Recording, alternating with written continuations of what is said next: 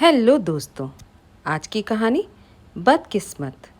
मेनिका दोपहर का खाना खा के जैसे ही लेटने गई तभी दरवाजे की घंटी बजी। जाके देखा तो दरवाजे पर बड़ी ननद जी पूजा हाथ में बड़ा सा बैग लिए खड़ी थी। मेनिका ने कहा, अरे दीदी, अचानक से आप अकेले आई हैं क्या? जीजा जी कहाँ हैं? और आने की कोई खबर भी नहीं दिया आपने। हम लिवाने आ जाते। अभी नई शादी है आपकी, अच्छा नहीं लगता ऐसे। मेनिका एक ही सांस में सारी बात बोल गई। बस भी करो मेनिका, पहले अंदर तो आने दो। यही तमीज़ तुम्हारे घर वालों ने सिखाई है कि दरवाजे पे ही सवालों की झड़ी लगा दी तुमने। सॉरी दीदी, आइए अंदर आइए, कहते हुए मेनिका पूजा का बैग लेके अंदर रखते हुए अपने सास ससुर और पति रोहित को आवाज़ देती है। सब हैरानी से दौड़ते हुए आते हैं और पूजा को देखते हुए पूछ बैठते हैं कि क्या हुआ बेटा, सब ठीक है ना? अचानक कैसे आ गई? अभी पूजा की शादी को 1 साल होने वाले थे। हद करती हो माँ, क्या अपने ही घर आने के लिए अब तुमको बताना और ससुराल वालों से पूछ के आना पड़ेगा? और कोई पानी चाय नाश्ता कोई पूछेगा या नहीं? दोपहर हो गई, मुझे भूख लगी है, कुछ खाना मिलेगा? हद है, हर चीज़ कह के मांगनी पड़ेगी क्या मेनिका? सॉरी दीदी, आप आराम से बैठिए, पहले मैं चाय और फिर कुछ खाने की तैयारी करती हूँ, कहते हुए मेनिका तो किचन में चली गई। इसके बाद पूजा, रोहित और सास ससुर सब साथ बैठ बातें करने लगे। पूजा कहती है कि कहाँ शादी कर दी आप लोगों ने मेरी, कैसे बेवकूफ़ और गंवार लोग हैं। मुझे उन लोगों के साथ नहीं रहना। अपने मर्जी से तो कुछ उस घर में कर ही नहीं सकती। कोई प्राइवेसी नहीं है उस घर में, कोई इज्जत नहीं है मेरी वहाँ। हर चीज़ सबके साथ बांट के खाओ पियो, हर वक्त सबसे पूछ के उनके हिसाब से चलो। इतना मुझे आदत नहीं और ना ही मुझे ऐसे रहना है। मैं अपनी मर्जी की मालिक हूँ। मुझे बंधन पसंद नहीं, घुटन होती है वहाँ। मुझे अकेले आज़ाद ज़िंदगी चाहिए। मैं तो बोल के आ गई हूँ कि अपने माँ बाप से अलग घर में मुझे रखोगे तभी आऊँगी। मेनिका के ससुर जी कहते हैं कि पर बेटा, हर घर में अपने अपने अलग नियम होते हैं, थोड़ा बहुत तो एडजस्ट करना ही पड़ता है।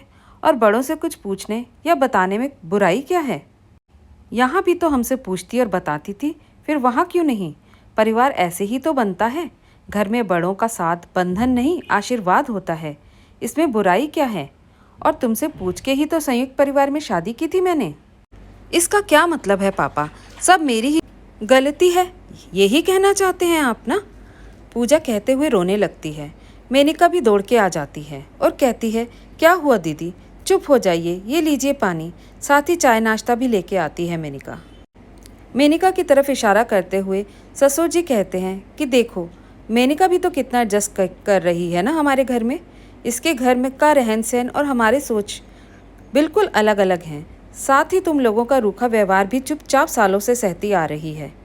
मेनिका रोहित की शादी पूजा की शादी से 3 साल पहले ही हो गई थी। तुम लोग मेनिका के मायके वालों से ना बात करते हो, ना उनके यहाँ आना पसंद करते हो। फिर भी मेनिका कभी कोई शिकायत नहीं करती। इतना सुनते ही पूजा और सासू माँ दोनों भड़क जाते हैं। सासू माँ कहती हैं कि बस, बहुत गाना गा लिया आपने अपनी बहू की तारीफ में, अब चुप हो जाएं। मेनिका को कौन सा हम लोग आज तक तकलीफ़ दिए हैं जो ये एडजस्ट कर रही है? जब देखो तब बहू की वकालत करने बैठ जाते हैं। पूजा के ससुराल वाले तो शुरू से ही ऐसे हैं। शक तो मुझे शादी के समय से ही हो गया था, पर सोचा शायद बाद में सब ठीक हो जाएगा। पर हाय रे, मेरी फूटी किस्मत। दामाद भी मेरे पति की तरह गूंगा निकला, जो अपने परिवार वालों की गलती पे ही मुंह नहीं खोल पाता। मेरी बेटी की भी किस्मत खराब है मेरी तरह ही। ना ही मुझे ससुराल में इज्जत मिली, ना ही मेरी बेटी को। हाय राम, कहाँ मेरी पूजा में कमी रह गई भगवान, जो ऐसे लोग मेरी बेटी की किस्मत में लिख दिए। अरे माँ जी, ऐसा मत कहिए, सब ठीक हो जाएगा। ऐसा भी कुछ नहीं हुआ है। मेनिका कहती है, हाँ हाँ, तू तो कहेगी ही, तेरे साथ कुछ थोड़े ना हुआ है। तुझे क्यों ये सब ज़्यादा लगेगा? माँ जी, आप मेरे पे क्यों गुस्सा बार बार निकाल रही हैं? जैसे मैंने ही सब कुछ किया है। मैं तो आप लोगों का साथ दे रही हूँ, पर आप तो जैसे अपनी बेटी की हर परेशानी के लिए मुझे ही जिम्मेदार बनाए जा रही हैं। मेनिका कहती है। सासू माँ चिढ़ के मेनिका को फिर बोलती है कि तू क्या कब से यहाँ कान लगा के सुने जा रही है? यहाँ कोई रामायण नहीं चल रही है। तुझे तो बहुत मज़ा आ रहा होगा ना यह सब सुन के, क्यों? अरे ये तो मेरी बेटी है जो इतने समय तक ऐसे लोगों को बर्दाश्त करती रही। इसकी जगह तुम होती तो कब का अपना ससुराल छोड़ के भाग गई होती। सासू माँ अपनी बेटी की गलती कवर करने के लिए बिना मतलब मेनिका पे बरस पड़ी। अपनी बेटी और अपनी इज्जत रोहित और ससुर की नज़रों में बनाने के लिए मेनिका को नीचा दिखाने लगती हैं। पर आज मेनिका से भी रहा नहीं जाता। वो तो उनके ही दुखों में साथ खड़ी थी, पर बिना किसी गलती के जब सासू माँ को सबके सामने ऐसा बोलते देखती हैं तो बिन बोले रह नहीं पाती। सच कह रही हैं माँ जी, सच में आपकी और आपके बेटा और बेटी की किस्मत खराब है। आप तीनों ही बहुत ही बदकिस्मत हैं। क्या बोल रही हो मेनिका? रोहित कहते हैं। तो मेनिका कहती है कि सही तो कह रही हूँ, अब देखिए ना ही ढंग का आपको ससुराल मिला और ना ही माँ जी को मिला था। इस घर में एक मैं ही हूँ किस्मत वाली, जिसको अच्छे ससुराल वाले मिले हैं। और सबसे अच्छा तो ससुर जी का ससुराल है, क्योंकि जब से मैं शादी करके आई हूँ हमेशा ससुर जी के ससुराल की ही तारीफ सुनती आ रही हूँ। ससुर जी के ससुराल वाले बात करने की, सबकी इज्जत करने की बहुत अच्छी तमीज़ रखते हैं। और सबसे ज़्यादा तो बहू को खुश रखना और अच्छे से रखना उन लोगों को ही बस आता है। उनसे सीख के ही तो माँ जी मुझे भी इतना खुश रखती हैं, मेरे पे इतना प्यार लुटाती हैं। देख के मन एकदम गदगद हो जाता है। खैर, अब ये तो मेरे और ससुर जी के अच्छे कर्म का नतीजा है जो हमें अच्छा ससुराल नसीब हुआ। बिल्कुल सही कर रही हो मेनिका। अब ये तो हमारे माँ बाप के पुण्य कर्मों का नतीजा है जो तुमको और मुझे इतना अच्छा ससुराल मिला है। मेनिका के ससुर जी कहते हुए आराम करने चले जाते हैं। मेनिका कहती है कि बुरा तो आप तीनों के लिए मुझे लग रहा है कि आप तीनों के तीनों बदकिस्मत निकले।